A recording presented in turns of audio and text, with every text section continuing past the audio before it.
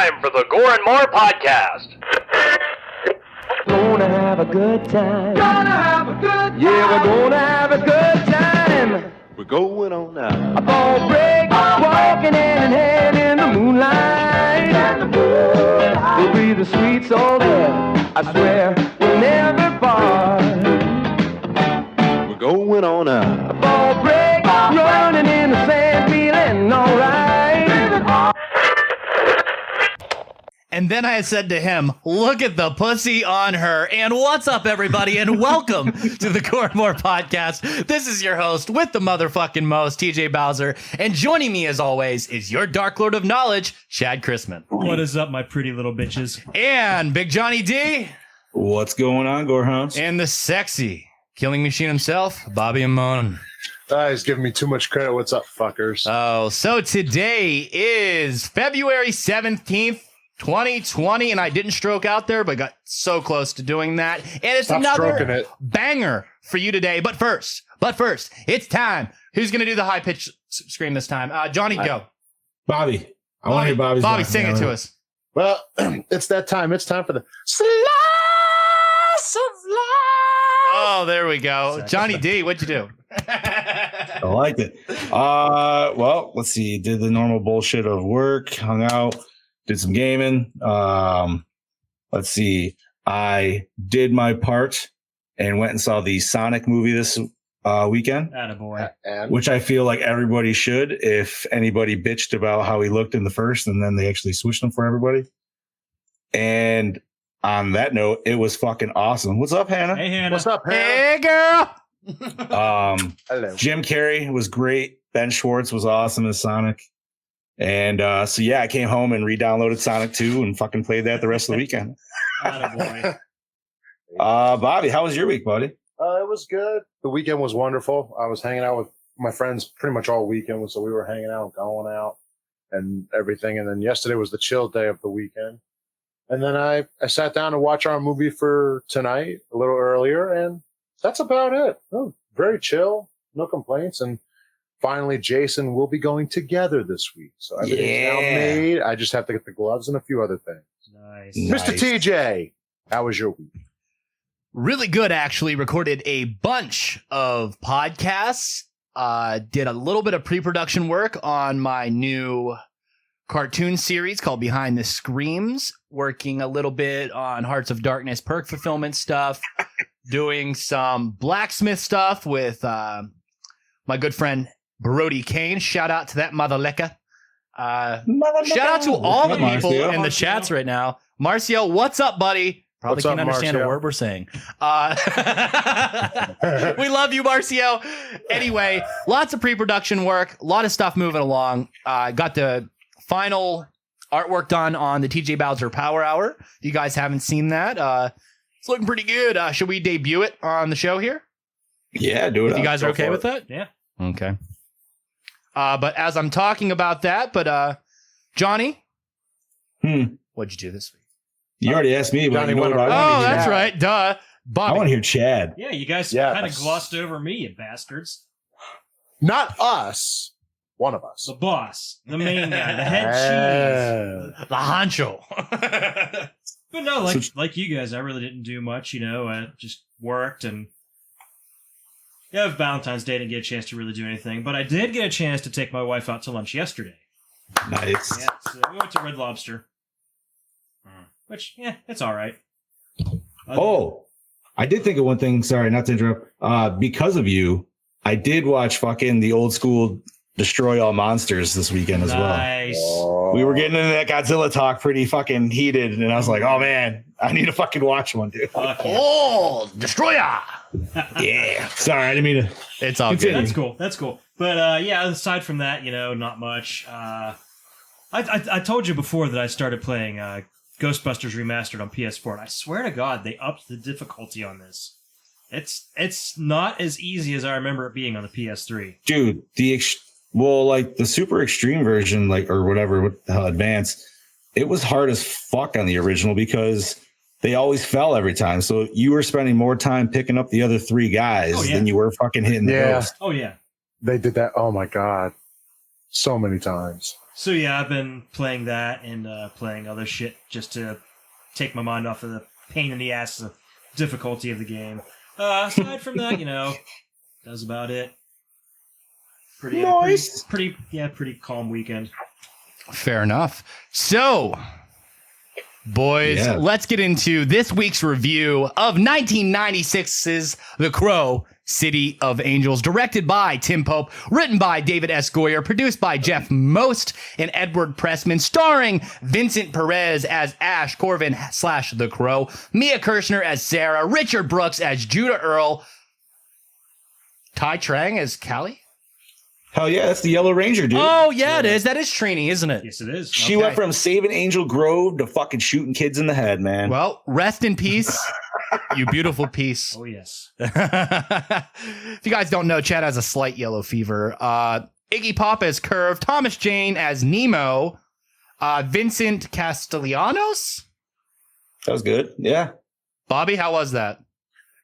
Sounded good to me. Okay, as Spider Monkey. Eric Acosta as Danny, Beverly Mitchell as Grace, Ian Dury as Noah, Tracy Ellis as Sybil. Music by Graham Revel. Graham Revel. Cinematography by Graham Cracker. Jean Ves Escoffer. Fuck that name. Edited by Michael Canute. Why can't these people have normal names? Anthony Redmond. Distributed by Miramax. Released August 30th of 96. Runtime of 84 minutes. Budget of 13 midgets. Gross 17.9 midgets. And Chad? Roll that beautiful bean footage. People once believed that when someone dies, a crow carries their soul to the land of the dead. But sometimes the crow can bring that soul back to put the wrong things right. I thought that Eric was the last. I never imagined there would be another. It's another time. It's another world. And another has been chosen.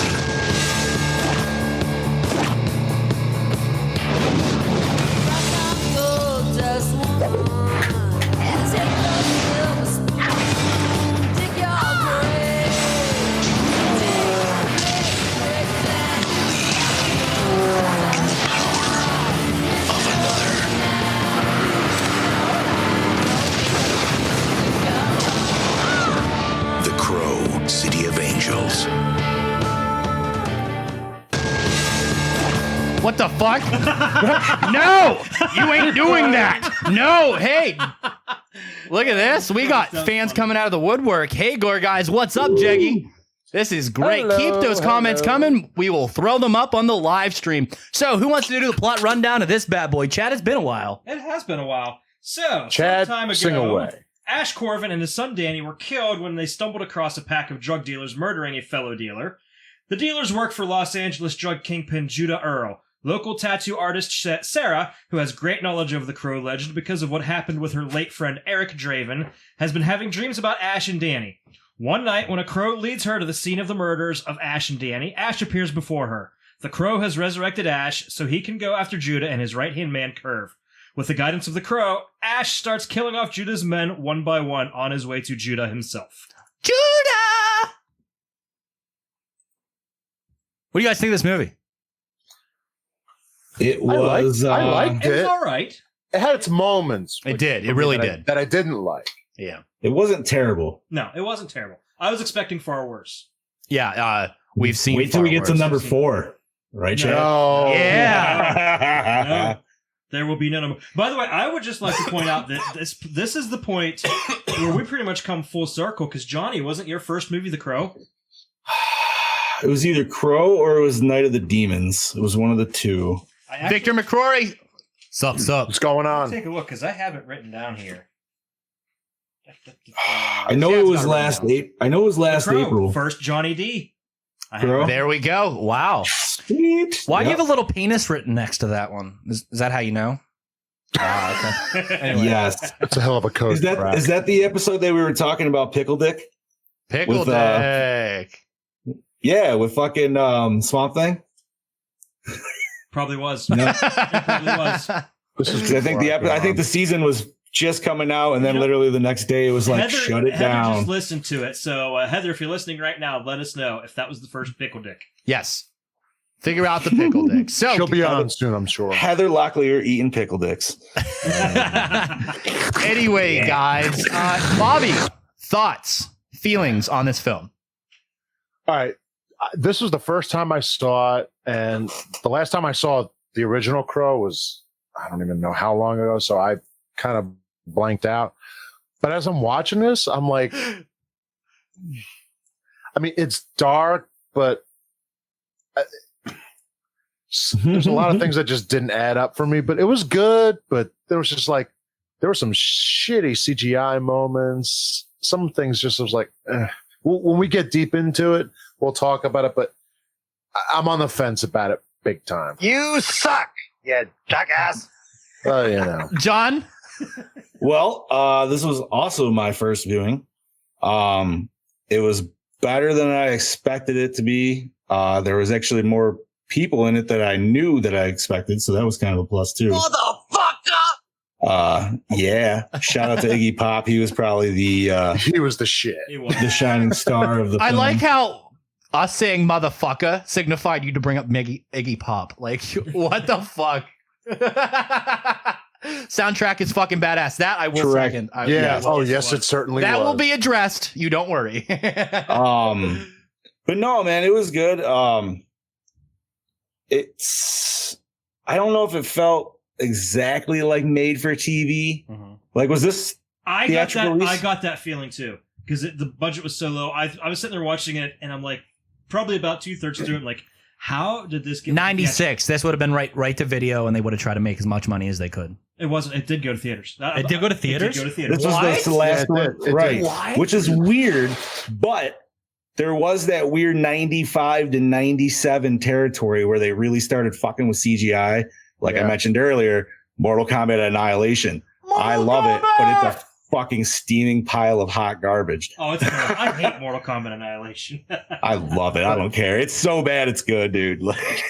Johnny, I agree with you on the made for TV part, because that's what I was thinking too. But I'm like, but yet it has these moments of that can't be on TV. Yeah, so it was like this was a weird combination movie. I was talking to my coworker Scott today because he would ask me what I thought of the movie. So this was made for TV with tits and violence. Well, that's just it. And like I said, it's like, for this being like a movie like this, like, there's like a lot of fucking S&M in this movie. So, and he's like, well, yeah. He's like, yeah, because the first card, like, no, like there is literally a lot of S&M in this movie. Wait till you get to the best So scene. there's full-on GIMP action. I said, yes. that was one of my show notes that I wrote down as I was watching it. And that's what I wrote down too. Like, BDSM club, hell yeah. Oh yeah, buddy. I wrote down that there was so much S&M in this movie. I was expecting Pinhead to just walk on the screen.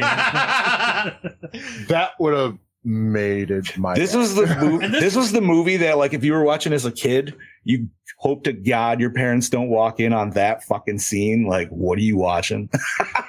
Dude, I was sitting out in the living room watching it yesterday morning, and my son just happens to walk out just at the fucking scene with the nudie booth. And I'm like, I'm gonna shut this off. Like, I don't know what's gonna happen, but he does not need to see this. He's 5.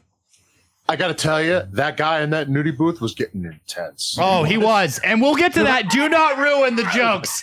Do not ruin the jokes. I can't mention that he's a true Minuteman because wait. We'll get there, Crispin. Shut up. Okay, did you 2 minute man? Let's just say don't blow your load too early in this show. I will say that scene kind of reminded me of another movie that we watched. It was way more of an intense stripper booth scene, though. This one, obviously. Mm-hmm. But what the hell was it? Was it Pieces? What other movie had the stripper booth? Yeah, it was Pieces. Pieces. It was the one where we were just like, how the fuck did he break through the glass? He's not fucking superhuman. But these guys, they just know how to do it. Yeah, No comment. I don't know if it was because they knew this was the second movie and they didn't have the budget, so they were just like, yo, man, we're just gonna go fucking hardcore with whatever we can. So like that scene, the fucking club, the whole dude, the whole movie. Yeah, there was the a whole lot of movie was- there's just a lot of bondage, dude. There was. It was hardcore, but it was. So we don't got Brandon Lee this time, and we don't want to disrespect him. Turn up the S&M, baby. I didn't think this guy did a bad job. He didn't do a bad job at all. I mean, he's no Edward Furlong, but I mean, I will punch you. I'll punch you.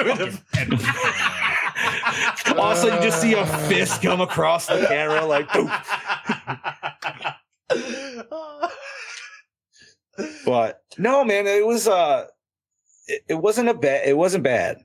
Like it exceeded my expectations for sure. Yeah, I want to say, like you guys, it was my first time viewing it, and I thought for sure this is one with Edward Furlong, but thankfully it's not. Yeah, I remember you mentioned that last week, and I was like, nah, man, that's like the fourth or fifth one. I forgot he was fucking in one, let alone The Crow. Yeah, dude. True.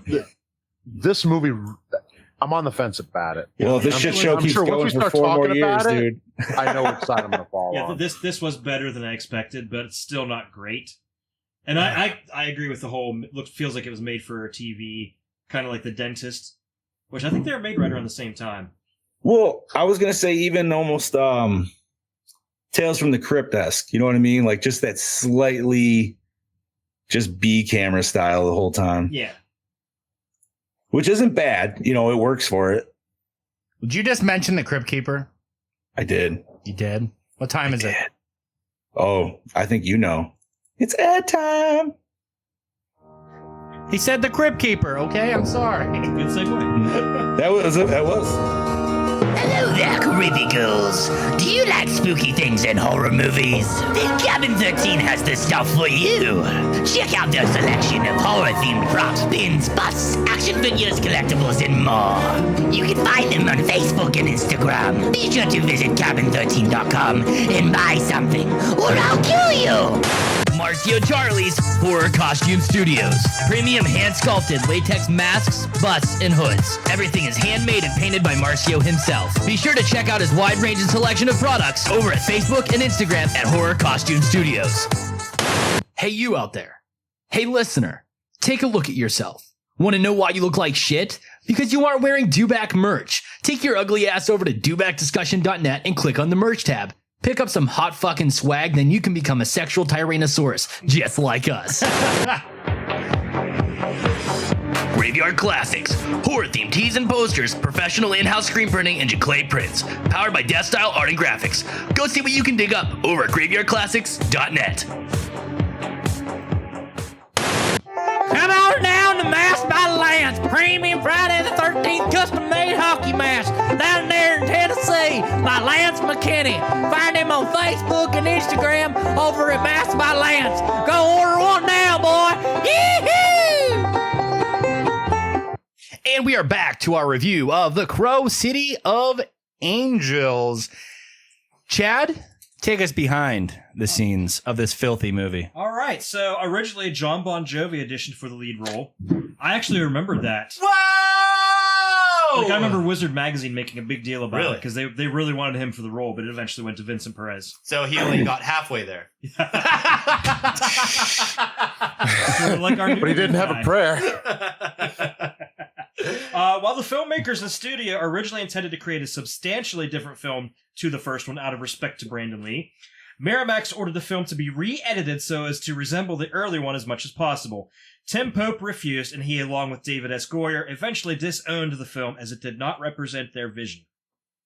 So what we see is not what they wanted. No, and that's actually the next part because I go through all the scenes that were cut.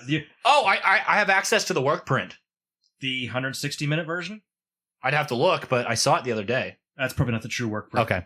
The true work print doesn't even exist anymore. It's over. It's about 160 minutes, from what I understand, was the original cut of the movie. Really? But if Holy you do, shit. I would like to see what you do have though, and the movie too. Interesting. Okay, so the following scenes were in the original 160-minute long work print version of the film, but were cut by Miramax in order to make it feel more like the first film. Sarah had a longer voiceover in the beginning of the film. While he's underwater, Ash remembers reading stories to Danny. The Crow lifts resurrects Ash. After Sarah takes him to her loft and he wakes up, Ash does not believe he's dead, so Sarah takes the kitchen knife and stabs him with it. Scared, Ash then runs away, as in the theatrical version. Okay. That would have been cool. Shows Ash's last name's Corvin, as it's shown in the Corvin's Body Shop. When Ash is going after Spider Monkey at the Trinity drug plant, he takes Spider Monkey's gun and says, "Don't try this at home, kids." Then shoots himself in the head and falls on the ground. As Spider Monkey approaches, Ash gets up, scaring Spider Monkey. When Ash destroys the Trinity drug plant, some thugs come to pick a fight with him. Ash tells them that if he had a gun, he would shoot him. The thug hesitates, so Ash takes his gun and scares the thugs away, forcing them to flee.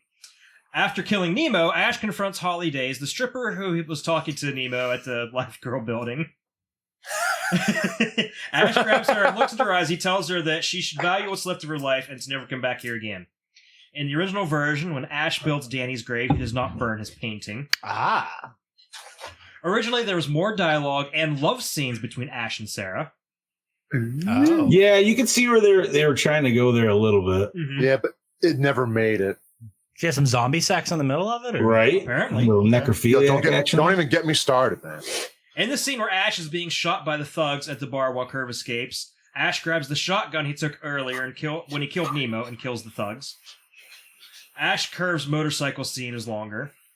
When Curve screams, "You think I'm afraid of you," he pees his pants because he's afraid of Ash. They should have left that in.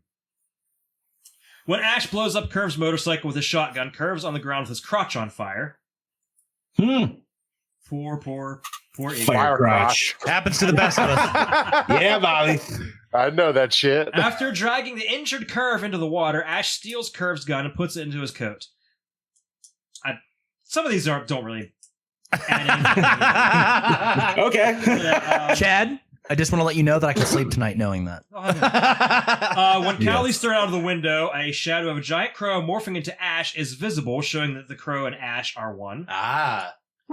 Callie's death is different. She's still alive, though crippled and unable to move because her back was broken after being thrown out the window, and she's seen crawling along the ground. Dialogue between her and Ash was also deleted. Ash comes out of nowhere, and Callie begs him to kill her because she's in pain. Ash refuses and smiles as he stands over her, telling her that he's already sent her to hell. Yeah. That's lovely. Okay, now That is this... Best love story ever. At the end, when Judah says he's been to hell and he likes what he saw, there's a reason for that. Judah reveals his motivations in wanting the crow's power. He tells Sarah, when he has her captured, that when he was younger, he fell into icy water, drowning and nearly dying, and visiting hell before he was revived, which he enjoyed, leading to his obsession with the occult and becoming the way that he is. Yeah, I kind of like the weird, like you didn't know if it was like a fake occult kind of thing, and then when it's like, oh wow, he actually has like a weird like mystic chick. Yeah, like I don't know, that's definitely a fucking hardcore drug gaming at that point. When Ash is climbing Judah's headquarters, the twins follow him. The twins were the ones that were at Sarah's apartment when they blew out the door. The twins follow him. One falls off the building and ends up decapitated. Oh shit! Oh damn. When the ghost of Danny is at the Day of the Dead festival, instead of Danny saying to Ash, "If you give up now, we won't be together," he says instead, "It's time to go now," and Ash refuses, saying he has to save Sarah. By doing so, he gives up his chance to return to heaven, cursing himself to live on Earth for eternity. Then when Danny disappears, Ash looks for him in the crowd and turns a drunk guy around, thinking it's Danny. That would have been sweet. Right? Ash pulls out Curve's gun, which he took from him earlier, and unloads it into Judah's chest, and it has no effect. Ash tries to punch Judah, but Judah crushes his hand. During the fight scene, Danny's painting falls from Ash's coat, and Judah rips it up. In the original version, Sarah and Ash talk to each other just before Sarah dies. Ash says he stayed on Earth for her. Sarah gives Ash her ring and tells him that if two people really love each other, nothing can keep them apart.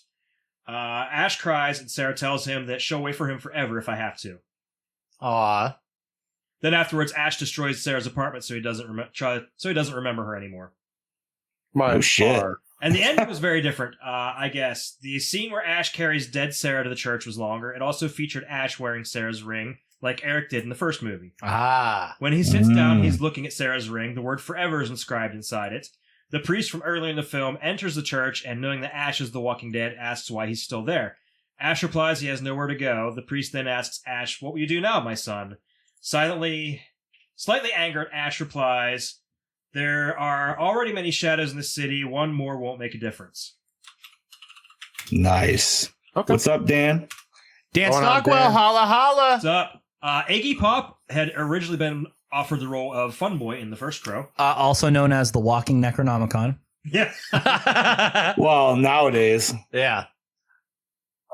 he's still pretty fucking jacked. Well, not jacked. I don't know what you would call that. It fit. Unorthodoxly thin. Yeah, so thin you're just abs. The rhyme pretty about crows intense. comes from the original comic book The Crow by James O'Barr. The rhyme that Ash sings to Nemo goes, 1 crow sorrow, 2 crows joy, 3 crows a letter, 4 crows a boy, 5 crows silver, 6 crows gold, 7 crows a secret never to be told. Next time you say that to us, can you sing it? No. Oh, damn it. We will make him. We'll pay him. Wanting to avoid comparisons with The Crow and Brandon Lee, David S. Goyer originally intended to have the character of Sarah return as a female crow. Oh. I'm surprised they didn't cool. do that by the That would've been fourth cool. one, you know? Yeah, I'm guessing that's what they originally wanted to do. That's why they killed her in this one.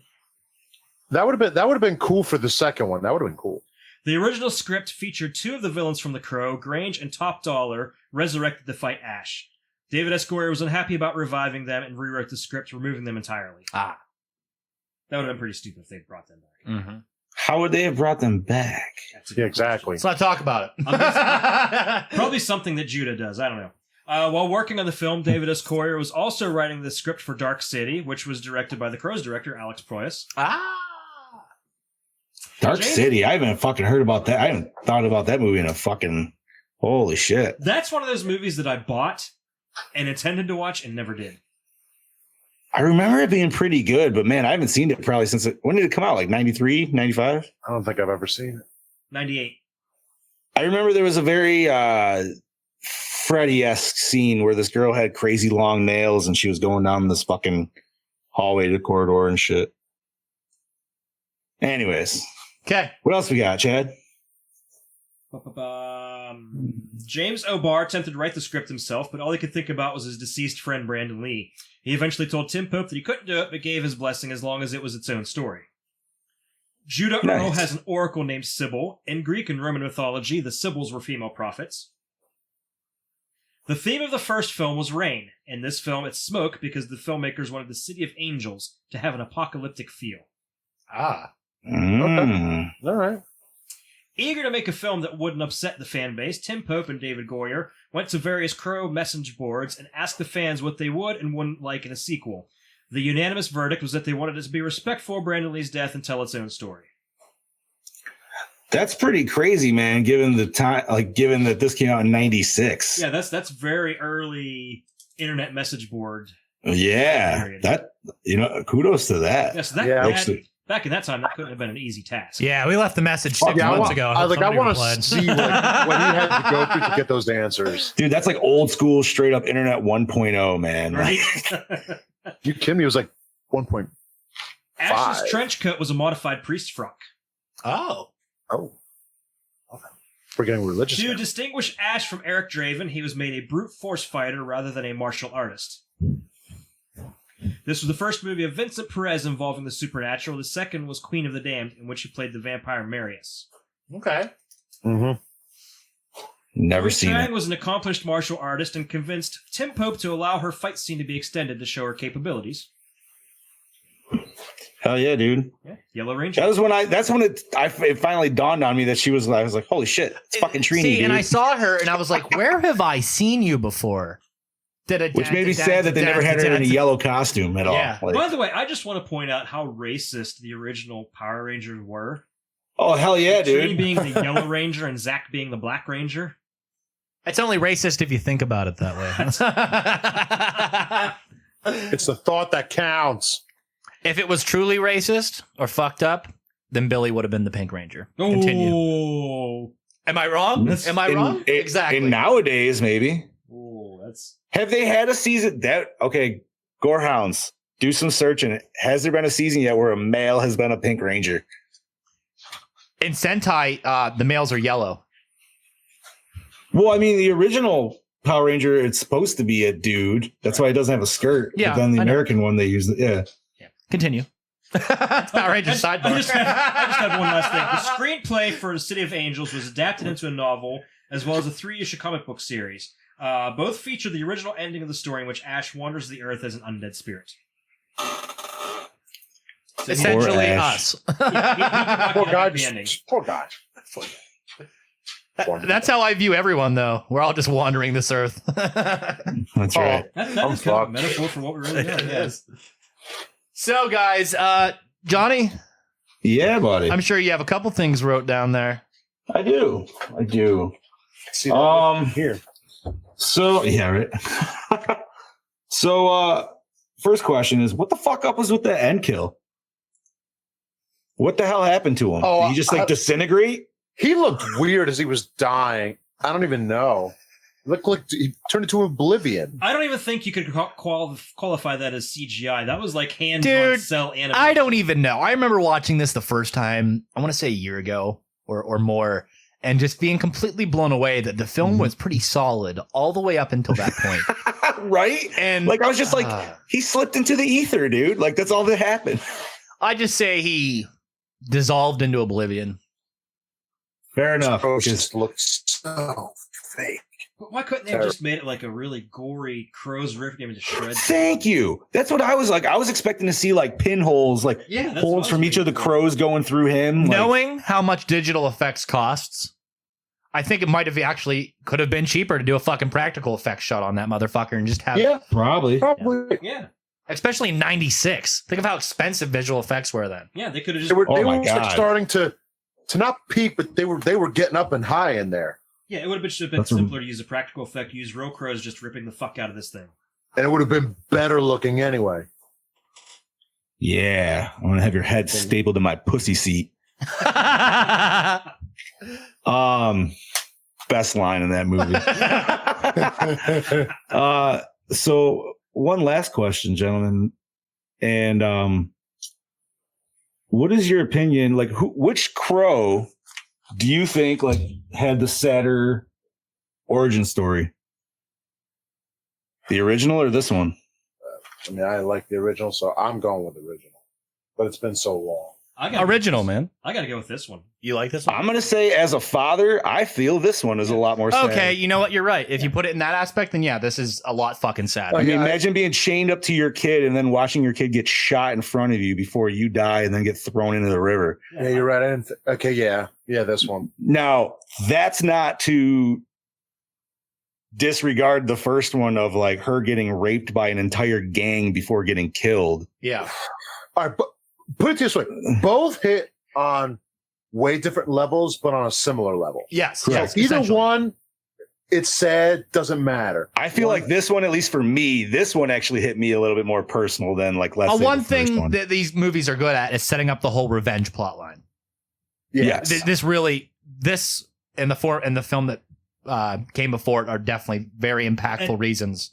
And going along with what Johnny said, and I didn't. This never affected me before, but until I became a father, seeing violence against kids, It's so rough. It is. Before I was a father, it didn't bother me as much. But It was funny. But seeing it as a father, like, oh my god, that's horrible. Yep. Like Dude, the like, beginning of it. yeah. Yeah. I It's fully truly agree, disturbing. man. Feast 2, the first time I watched Feast 2, laughed my ass off, dude. Then once I had my kid, I was like, ooh, I don't know. That was kind of hard to run.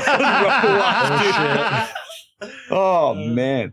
But I actually do have one more question. Okay. And so let's say if Sarah, for some reason, wasn't in this story, which I was going to ask, why do you think she's connected? But I feel it's kind of like an obvious, like, you know, just because she dealt with fucking the first one and she was fully tied to it.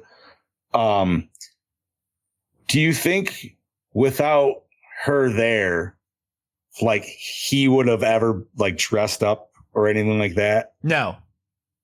Yeah, I would say no. It would have been something totally different. She definitely influenced that by keeping Eric's mask. That and just like the attire she put him in, like that fucking like the leather shit, dude. I don't know. It just didn't seem. It seemed weird for that guy. Okay. Yeah. Let me kind of take that a little step further. And do you think that maybe the thing that connected him, that brought him to her, was Eric's ring? Because they made a point to show that ring several times. So So you think maybe that could be what drew the crow's spirit to her? It could be. It really could be. Yeah, now that you say that. Well, it was either that or just because like she was already, I don't know, she's already experienced. Hey, you guys want to know a really cool answer? To perpetuate the story. Oh, yeah. Yeah, there you go. And one tiny little last question, but what the fuck is with all the weird ass contacts in this movie? Again, it's the whole, we got to respect Brandon. So we're just going to turn everything up to 11. So we're going to make these people look as weird as we can. That's all I was like, dude, I don't know what the hell's going on, man. Everybody's got these crazy fucking like dilated pupil contact looking shits, dude. They like to make filming really miserable for themselves. Funny you mentioned that. I noticed on a couple of the really close-up shots of Sarah, and you see her eyes, and you could like, is she wearing contacts? You could just see the outer edge of it right outside her eyes. Right. But there was like a few people like right in the beginning, and I was just like, everybody's wearing these weird fucking contacts. Like, what the fuck? Look at the setting of the movie, dude. You know every last one of them is doing all the drugs they can. Honestly, this movie just kind of made me want to watch Blade 2. Like, that's exactly what it felt like. Like, it was good, but it was still a shittier version than the first one. They go to some crazy BDSM club. Fucking some shit goes down. Say it again. Some shit goes down. Yeah. That was a fucking awesome scene. But no, man, that's pretty much it for my questions, gentlemen. Okay, guys. So, douche of the movie. Douche of the movie. Are we gonna have to fucking say Iggy Pop? I was thinking that. I was actually gonna say the head. What's his name? Judah. Yeah, Judah. I was saying Judah. I mean, it was on him to kill the kid. He did make the ultimate decision. You're right. That's pretty fucked up. But who pulled the trigger? Only because their boss kid? said so. He wouldn't have done it had Judah not said. No, Callie killed. Oh, okay. So I go with Judah. I'm gonna go with Iggy. I have to side with you. I go with Iggy. Like Judah's just like a criminal mastermind. Iggy's just gross. Right. Because you got to figure he's mob boss, so he's got to like, he's covering a lot. Iggy's just. Well, what you said he was supposed to be what number one? What the hell was his name again? The head guy? No, he was supposed. Yeah, he was supposed to be in the. Yeah, he was supposed to be the guy that looks exactly like him, guy with blonde hair. In the first one? Yeah. You said he originally was supposed to be that in the Top Dollar. Yeah, Top Dollar. Is that the guy that gets killed in the car? I can't remember. I probably haven't watched The Crow since we reviewed it fucking last year. I gotta remember because in the comic they had Top Dollar and the other one flip-flopped. That's right. That's why I think we had this discussion too, because we got okay. Anyway, guys. So questions. Favorite kill. Ooh. Let's start with Chad. No, go ahead. I gotta go with Nemo just because his eyes got gouged out. Yeah, the dude at the nudie booth, and just the whole scene leading up to it. That was a good scene, dude. So that was. Is everybody going to agree that this is your favorite kill? No. Okay. But that was just mine, just because you don't. I'm like you. I love the Italian movies. I love any kind of eye gouging, eye injury stuff like that. I'm just a sucker for it. So I got to go with that. Was he strangled though afterwards? I just feel like this went all out on him. Fucking choking, poking. Johnny? Well, I got kind of like a twofer here. I like the first kill there where he shoots meth up that dude's nose. Yeah. Like that was pretty fucking gnarly. And then honestly, when Trini did her fucking head dive onto the fucking car there, I don't know, man. Like just that blunt force trauma, man. Like it just sounded really good. It looked nasty. So I think that was probably my favorite. Robert? I have two. I liked her death as well, but I also liked Iggy's death because the fucking flare up in his face when he blows up the bike. Even though that didn't kill him, that big chunk of still like that. That's what led to his death. So those were my two. That scene did not end how I expected it to end. Yeah. Because when he fucking aimed at him, I did not think it was going to go for an explosion. I thought he was going to go like a direct shot to the face or That's what I was something. expecting too. Yeah. I thought so too. But what I Yeah, I was also like, thought oh. is wasn't expecting him to fly back, which No. nor it doesn't happen. So I'm like, well, what the fuck is? And then I'm like, oh, okay, I mean, but he did have totally that huge fucking like chunk of metal hanging out. Yeah, So I liked. My So, yeah, those are favorite my kill, it will be also my pick for best scene, which would be Chad's favorite kill, which is the nudie booth where he gets killed mid vinegar strokes. It was That- the longest minute of his life. that was like the hardest search for a fucking coin in the pocket, dude. Dude, he was. Yeah. If you guys want to relive that scene, it's something very similar to. Oh my god, oh my god, oh my god. Oh my god, this dick from my fucking mouth. Oh, will you motherfuckers please come in my fucking mouth? Can I taste your juice? Shit, please come in my mouth. Fuck, my ass is whoa the fuck out. Wow. Oh my god. Oh, guys, That best scene is that scene's the definition of 2 minutes. best One will scene, do. guys. Oh man. Shit. I think he I kind of like that first one where he was chasing around what's his name in the warehouse with all the barrels. Yeah, His first kill. That was kind of that was one. really cool. It was more the "you're not getting away," ha ha ha ha, kind of like fucking with him a little bit. Yeah. Yeah. And I also like how there's just drugs everywhere. Right? Well, enough they to make just- Walter White blush. I think he said like what did he destroy? Like fucking 5 kilos or some bullshit. in Yeah. that first it was kill. something like that. Well, what's Damn. it? He tells him, he's like, "This guy's dead." He's like, "Well, what about the product?" Right. That's a good drug dealer right there. I mean, Gotta But worry no- about the product. That and I like that crow. I mean the Trini way, like her blood going to the crow symbol was cool, but I like that big like glass crow look. It, that was- I don't know. I mean, it was very reminiscent of the giant fire one in the first one, but okay, You know. fair enough.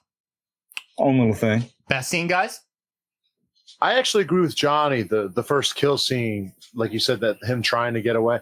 I like that. Like he's just like, not you're not going anywhere, motherfucker. I like that. So yeah, I agree with Johnny on that. You kind of see his fighting essence there too. Like he's not, like you guys mentioned earlier, he's not a martial artist. You know what I mean? He's just a fucking brawler. Well, yeah, Yeah. because his dad's not Bruce Lee. Right. He's ready to throw hand though, but he was like, man, it's fucking going down. I'm doing it. But it looked like he wanted to rock some like drumsticks or something in that spot. Like I was just like, oh, are we going to get a little homage to the first one? Like, I just love when he has the matches in his hand. He's just looking at him like, you're fucked. you know, there's just flammable, right? Yeah, I think he does. No shit, Sherlock. Chad, what do you got for your favorite scene, bud? I want to say the fight scene with him and Trini. Okay. That was a good one. That was a that very was nice, well choreographed. Even if it was a bit of a quick scene. Plus, bonus points for her using throwing stars. You don't see that. Yes. You don't see that very often in movies. Fucking caught Now, her do right you in the think hand, they too. made her use throwing stars because she's Asian, Chad? I knew that was coming. It's because she's poor and she could only afford them because they're $2. I just can't believe how racist things were back in the day. Oh, $2. jeez. Anyway, guys, the opening scene hook you in. What, you didn't really go into full detail. Yeah, I said my best scene is my favorite kill. Yeah. I didn't know if you wanted to go into full detail with Mr. Minuteman or not. Okay, well, the whole fucking thing is like the amount of urgency this guy has as soon as that token comes out. And then as soon, like, Right? you could see it on his face. The actor did a really good job of portraying the urgency in that specific scene. And then his reaction whenever he finally gets settled back down in and he fucking goes to start tugging again. And it's the fucking crow guy. And he's like, fuck, now I'm soft. And then he jumps through the fucking window. I mean, it wasn't a It was good a time to be fucking had by something. anyone. It was a very intense scene, that is for sure. So why did he not like have another coin sitting there at the ready just in Right? Yeah, you're supposed I to have think another that one he ready thought to he was go. going to get off. Like the first round, he's going to be one and done. He didn't, because like I said, he was mid vinegar strokes. He was just about there. So you know what? He's just right. He's just trying to save his money for the next time. That's all. Judah don't pay that well. Yeah. I don't pay at all. He's probably just got product. That's all. Opening scene, motherfuckers. Yeah. It pulled me in, but it still made me go, what exactly am I going to be watching? I'm going to say no, because honestly, I don't remember the opening Yeah, I'm scene. sitting here trying to remember what the opening scene was too. William Mitchell says, your thoughts on the Crow remake with Jason Momoa as the Crow? No, I say hell never. no. I say hell Never no. remake. We do Never not remake this motherfucking gorgeous film. If you want to Just make a leave new it Crow alone. film, make a new Crow film. Do not sequel or do not remake. Do not remake. I'll give you this. If you're going to remake it, I don't want Jason Momoa. I'll just say that. No, terrible pick. He's a Who do good we want? actor, but not for this. Who do we No, want? he's not. Who do we want? I like that. Who would I want? Oh, God, dude. Who plays Loki? Hiddleston? Yeah. I don't know. Too old. I would rather Come back see, another day. I I would got rather no see answer. an unknown. You rather see an unknown? Yeah, Okay. give somebody their big break doing the Crow. That's true. Yeah. But what do we got next, buddies? Everybody said the opening scene? Yeah. Best tits, hottest girl. Swing, swing. Tentpole. She's a babe. She's magically babelicious. Oh, William Mitchell says Kit Harington. I don't know who the fuck that is, but Chad? maybe. Is that Jon There's your Snow? unknown. Is that who? Is that Jon Snow? Kit Harington? I feel like it is. William, is that Jon Snow? Continuing with our conversation as he answers, best tits, hottest girl. What I have to say, toll booth lady? Ooh.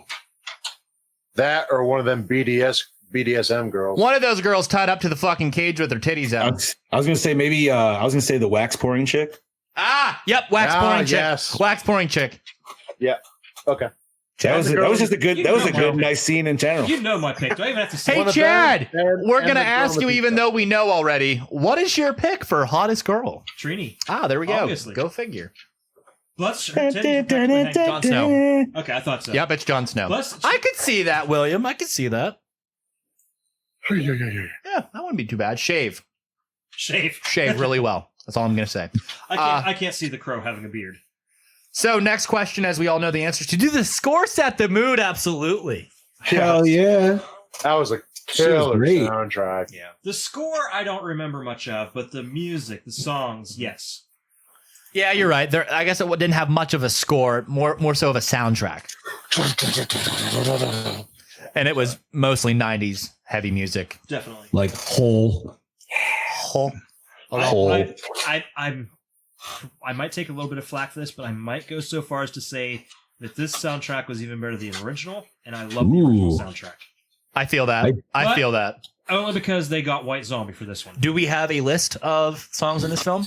Give That's, me like 10 I have one right in front of me, actually. Keep talking, pee break. It's the white zombie one. It's the white zombie one. I mean, that's got to be the top choice, man. I'm Your Boogeyman, Casey in the Sunshine Band with White Zombie.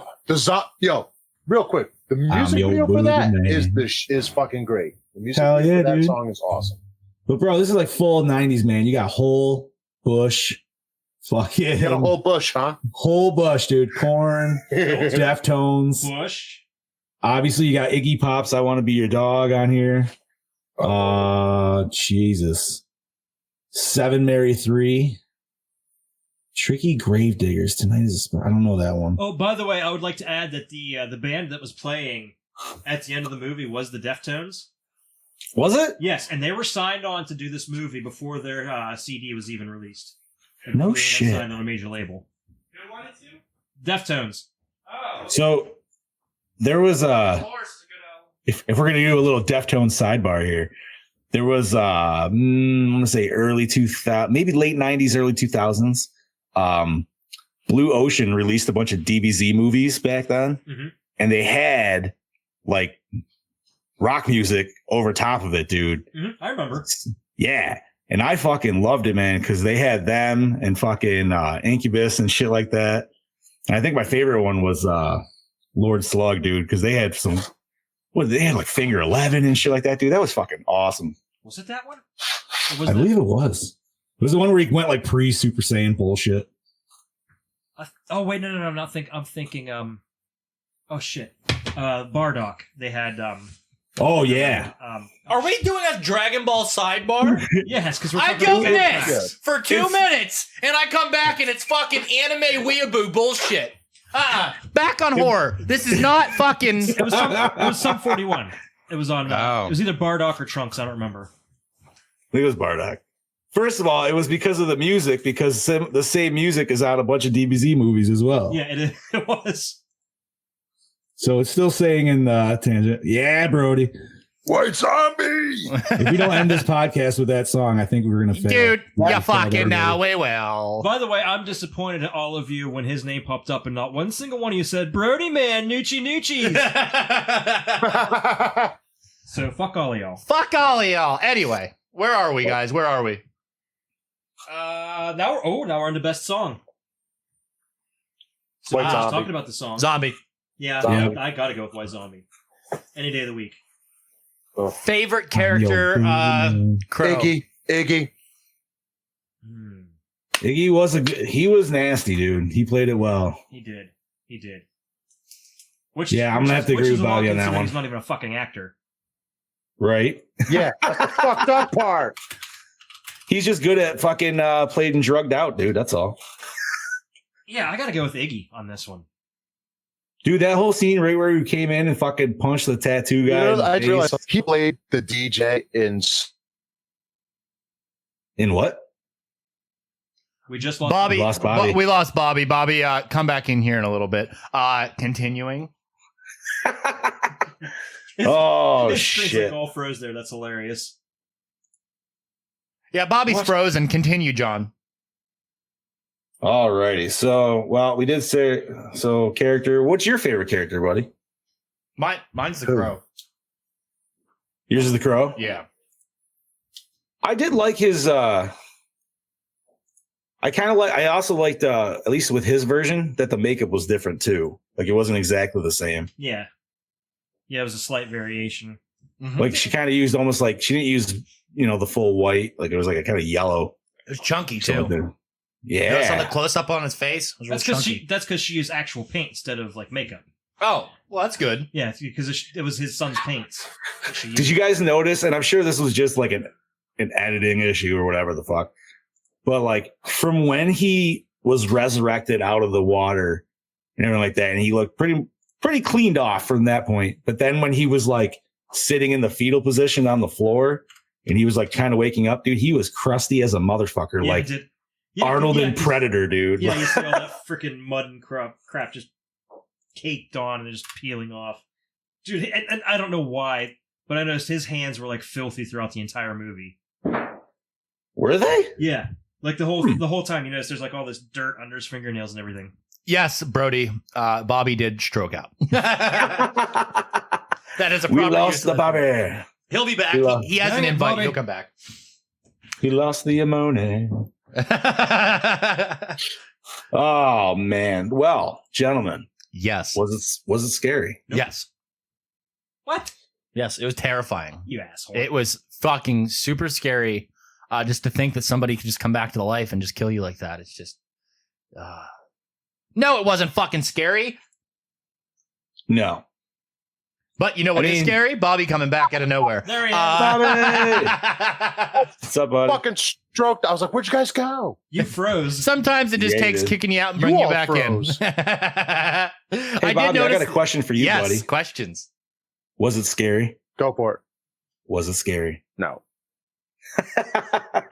My sock drawer is fucking scarier. Maybe the What dirty, is in that the dirty drawer? sock hammer. I would not want to see them tube socks. Crusty and hard. They could stand on their Just- own. Just like the brooms the other day? Yeah. Standing up your gym socks in your room. What the fuck is that? Is that a new trend now? We're standing up brooms. I don't fucking know, dude. No, Bobby's cum socks. Anyway. Yeah. We're gonna be And the selling new that Gore More by the shirt way. is Bobby's I cum don't socks. have those. I could just see the picture now. It's just a big, long tube sock standing on its own. It's all wrinkled and kind of crusty. Shut up. The real horror film. Oh. That's our fan film, guys, right there. Yep. Mr. Sacco's Revenge. Mr. fucking Wants to Sacco. give you a big kiss. I thought about that in a long time. Holy shit. Bobby going full Mick Foley there. Yeah. Does it? Everybody agree that it's not fucking scary at all? Yeah. Does it hold up today? Everything up until the last 10 minutes. Yes. Yeah, that horrible CGI. Oh, it's terrible. Just raw dog. I'd say that. Yeah, Tyler. That's what fucked it for me, and that's why it doesn't hold up. Is because the film was decent all the way up until that ending, and that ending kind of fucks up a lot of stuff because of how horrible it was. That's fair. I don't know. I still liked his origin story of becoming a crow and stuff like that. So, like, I don't know. Like, this one, I would say it holds up. I would say yes, and I can overlook one single moment of bad CGI like that. If it was through the whole movie, it would completely ruin the experience. Okay, well, scratch that. It doesn't ruin it. The fact that it's the exact same fucking thing as the original film bothers me. This is almost as bad as A New Hope in The Force Awakens. Okay, that I'm gonna get to that when we come to recycle, rewind, or remake. Can everybody agree with this? Yeah. Okay. I can't because I have no idea what the fuck you're talking about for Star Wars.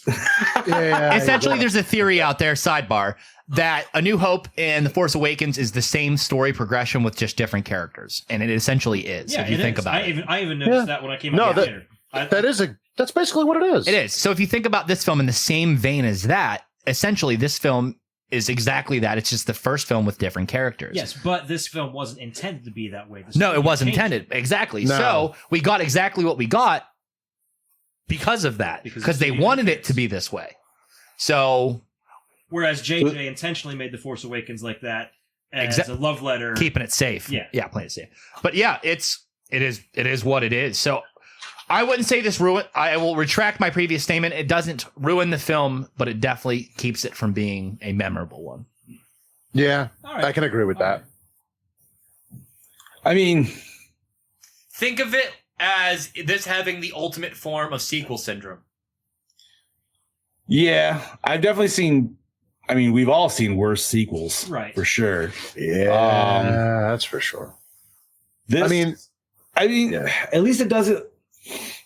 At least it's not the. At least it's not the Psycho remake. Oh, dude, I fucking walked out with Vince Vaughn. Yeah, I walked out of the theater on that one. It's terrible. What do they do different? Didn't they just add like nothing? One it's a shot-for-shot remake with Vince Vaughn as Norman Bates. Except they added a scene of where he's jerking it, right? Yeah. Oh, Norman Bates tugging it while he's watching her in the shower. Yeah, that's like the only difference. No bueno. No, it's horrible. I can't even tell you how it ended. Okay. It's a short remake. I know how it ends. Everybody answer this. Robert. Didn't I answer this one? Does it hold up? This is where I cut out, wasn't it? Does it hold up, buddy? Yes and no. We're all wearing Jason it's shirts. a yes and except no him. because it doesn't shit on the first one, but it's just not too original. So no. So if it's a rainy Saturday and The Crow, I'm not watching it. No. Listen, if The Crow is on and then the second one is following it, are you going to watch it like that? No, I think I would. I would. If they were showing it back to back, I'd be like, hell yeah, dude. Now, if they were showing like all four, I'd probably dip out after the second one. Honestly. Well, okay. Here's a good question. What if watching the first one got your lady friend all hot and bothered from watching Brandon Lee? Would you watch the second one? Yeah. How hot and bothered we talking?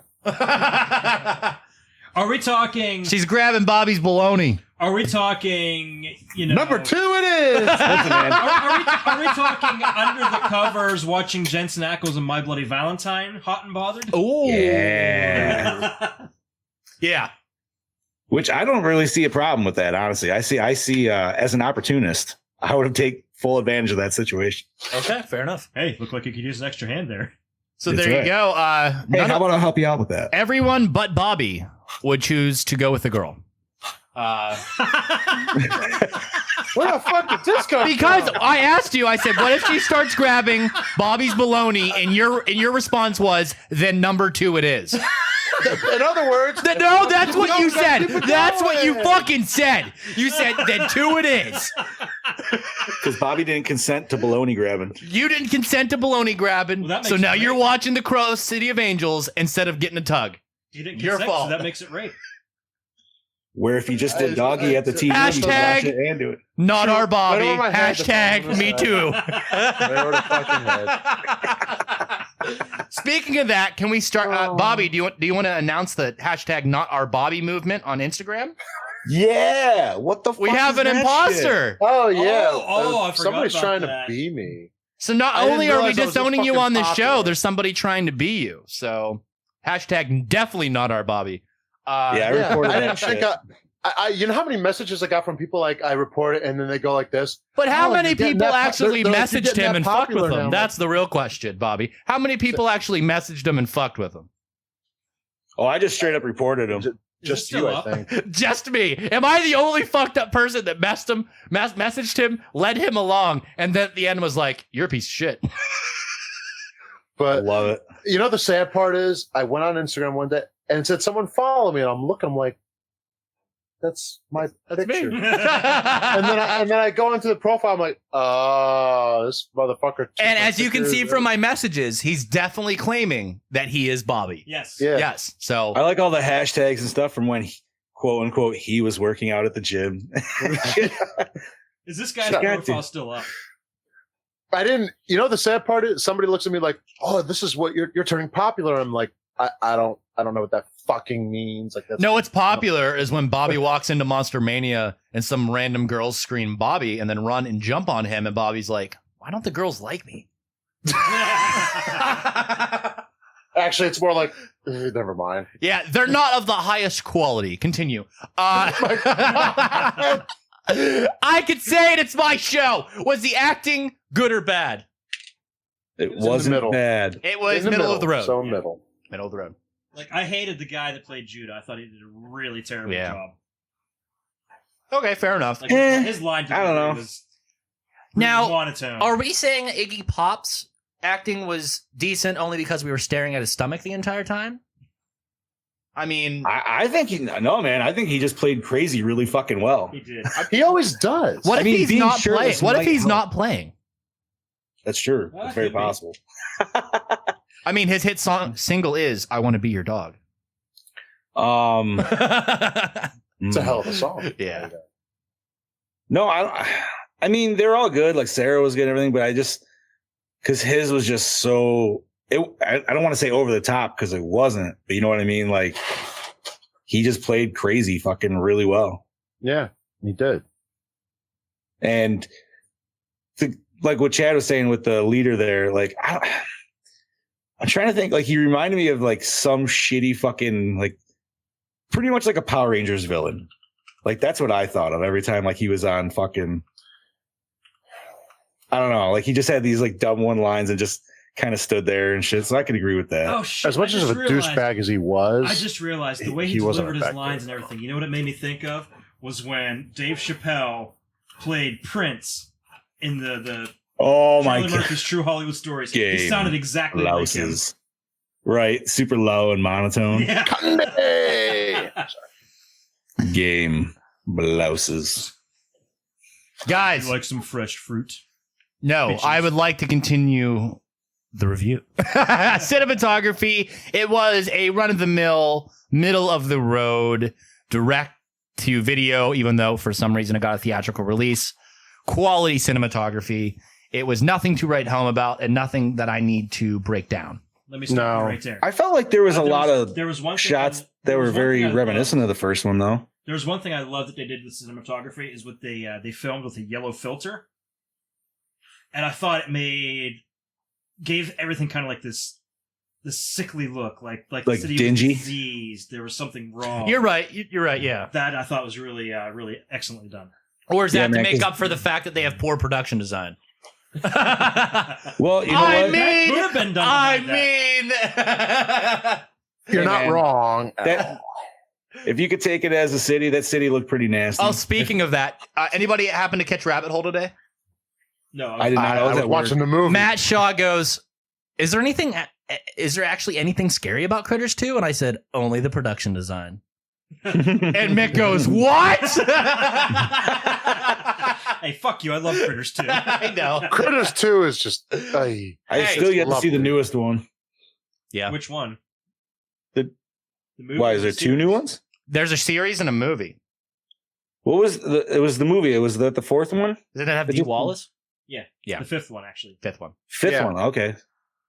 Nice. I'm still waiting for them to go to college. Yo, that would be hilarious. Critters versus Ghoulies. Yeah. Let's do it. Versus Demonic Toys versus Puppet Master versus Chucky. Ooh. Versus Dolls. There we go. Versus Annabelle. Ah. Oh shit! Can we keep going with this? Gorehounds. Let's keep this going on the Gore N More discussion group. Versus the boy. Versus the boy. Yes, versus.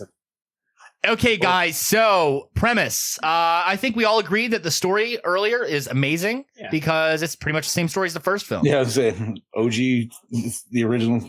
Full. I'm stroking out. Jesus Christ! Ooh. It's the original through and through.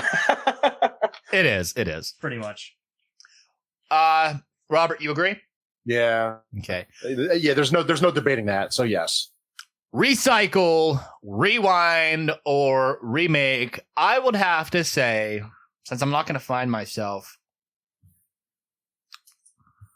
it's a sequel. Do I? Chad, go first. Well, I would say recycle or rewind / remake. But by remake, what I really mean is release the corporate version.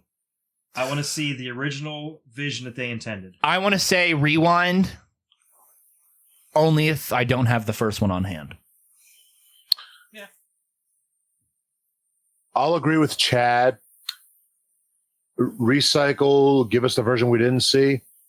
And since this was my first viewing, I'll rewind it and give it a second chance.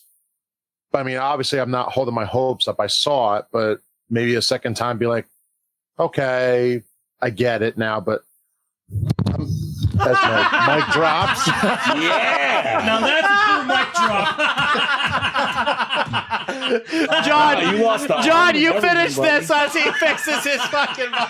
Jesus Christ. It's not on my list of top rewinds. Oh, that was great. Hey, this is no Love it. Chad getting scared mid-sentence when the fucking chair fucking shoots up. Forgot about that great. shit. John. I'm still alive. Okay. So let's see. Yes.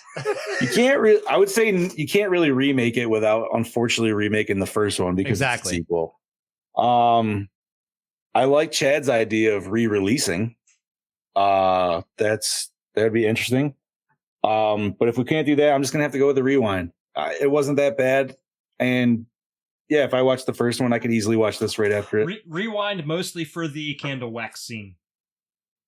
Yeah, yeah. Yeah, a little more there is always. Technical difficulty. I'm I fucking it think up you call tonight. those Like, physical difficulties. this with is it. them. Like, I can't. Oh fuck! Sorry, guys. I fuck shit up really good. It's all good. Hey, So I just want to throw us out there that Bobby never had technical difficulties when he was busy shoving Skittles into his face. oh, hey, at least he's not Smacking pissing on that mic. on a podcast. If you guys must remember, we did have somebody pee on a podcast once. But dude, that was hilarious. Yes, it was. That kinda was funny. like a massive. What is that? Are you peeing? It sounded like a fire hose hitting a bucket from 50 yards away. So, guys, it's time for your Gore N More rating. I'm going to give this motherfucker a 2.5. I'm gonna go 2.8, sir. I'll give it a 3. Yeah, I'm with Bobby. I give it a 3. It wasn't as bad as I was expecting. I went in with low expectations. Well, then that's a Gore N More score of 2.8. 2.8. And thank you, Mr. Brody. Yes. Thank you, Mr. Brody. I see your comment then. So, guys, that means it's time for the general discussion portion of our show. Yeah. Speaking, Bobby. Yes. Oh, Bobby. actually, I do have a question, if you don't mind, for Bobby. Go for it. You talked about getting your cosplay done, and I did see some pictures. You want to jump into that, buddy? What did you make up this weekend? That actually wasn't made up this weekend. That was made up over the past. Or I'm sorry, did you paint it this weekend? No, those were all made within the past 2 months. Oh. that's the most I've released of the makeup I made. Okay. And one of them is I literally made parts strictly for certain parts, like the one that looked like a V. It's supposed to look like a cut bicep. I made bullet holes, divots in the skin. I was literally taking cotton balls and peeling them apart and moving them all around. It gave that pulled skin that was burnt. So I was messing around with it. I still have to make 2 more pieces, but majority of it is done. Nice, dude. So now I gotta glue it onto the shirts, make sure the spots match up with pieces, and then get the gloves and my chains, and hopefully the mask will be ready soon. And then it'll be done. Well, they came out great, dude. I thought they look awesome. Now, as I say, I did good. Not bad for an amateur that didn't have a class on this crap. He just went and did it. Oh, shit. TJ, what were you guys saying, buddy? You guys want to see the Power Hour thing? Yes. Okay, I can now show it up there. There it is, guys. The TJ Bowser Power Hour official logo. Nice. You look like you're high as fuck. Go figure. Yeah. Corey Kaufman made that for us, a graphic designer at dobackdiscussion.net. Fucking killed it as always, and he captured my likeness and then some. That is... I love it. Yes. That is exactly what the show will represent. That show will premiere probably late this month, early next month. We are trying different guests and stuff here, and we're just trying to get the right first episode for you guys. But it's going to be very different. That show is going to be broken up to a interview portion at the beginning, and then the later section is going to have me and Tisa discussing fan mail and fan questions that are submitted weekly. So you guys can find that over on dobackdiscussion.net, and of course live streaming on Facebook as that comes out. Stay tuned for commercials and ads for that podcast. But other than that, I didn't buy anything new, just kind of waiting for my Freddy vs. Jason head from Sculpt or Die. I'm waiting for my Hawk and glove from Better Off Dead, and a Jason Goes to Hell mask from Lipstick Legion. But other than that, nothing really new on the cosplay front. Chad still hasn't got any taller, so I wouldn't even ask him. And hey, I'm drinking milk, okay? You're supposed to do that when you're like 5. Dude, Chad should go as Cropsy, man. He should. Get a sweet Cropsy mask. Awesome. As for me, man, the only thing cosplay wise, actually I participated in a lottery over the weekend, and I actually won. So I could pick anything from the store, and I picked the fucking full face hood. So I bought 2 spots for $20, and should have that hopefully. What's that? What'd you get? I got a. I don't know if I should say, but it was a certain older sponsor of the show. Oh, Deborah. You got a Deborah mask. Yes. Okay, Debbie White. Yes. Yes. I am friends with Mr. Gallo, so you can talk about Deborah on the show. Okay. I just wasn't sure. But no, yes. It was, I won the thing, and you could pick anything from the store. And so I went top of the menu, dude. I went full face hood. Nice. And I was like, you know what? Give me the dead white, man. Just because who else can, why not have a hood made up by one of your buddies? Fair enough. Yep. So now I'm going to have to do a fat dead white so Joe and I can do funny. You can just say that you ate Jordan. Yes. So we did have an idea of like maybe doing like a Thanksgiving shoot where like Joe's sitting there eating before, and then there's an after shot and it's just me like, Yes. Or it could just be, you can fucking Photoshop some feet in there. Yeah. That'd be, Have it like you fucking ate them. But Little actually my last versus blank I ordered, that does come tomorrow. I was all excited because I got the text saying it came today, and I got home and I was like, where the fuck is it? You got another one? I did. This one I got, I didn't get it pre-drilled because I want to try to do it all by myself. Cause I either want to remake the dream scene one or I want to go full end scene. I haven't decided yet. Okay. Fair enough. Do both. Well, that means I'd have to get another blank, and I'm not saying I wouldn't, but And as much as I love I like the one that you just got, man. Like the end scene where it's all bloodied. Yeah. But if I do that one, I'm gonna have to make a whole new coat, which I'm not saying I can't. No, Freddy versus Jason. No. Which one? Oh, the one. Oh, his versus end scene where he's all bloody while he's crushed eye water. socket. Yeah. But if I did that, I'd have to make a new coat, and then I'm gonna have to perma-blood the fuck out of that thing to make it look, that like that scene at least. Luckily, mine's just for display. What's that? Luckily, mine's just for display, and I don't have to fuck with that. Right. I was gonna say before, TJ said it before, the mask and the hood that I'm having made is made from sculptor dye as well. The mask he makes fits onto the hood. Oh, nice. So I can't. Nice. Yeah, Brandon does everything in house. Hell yeah, dude! Can't wait to see it.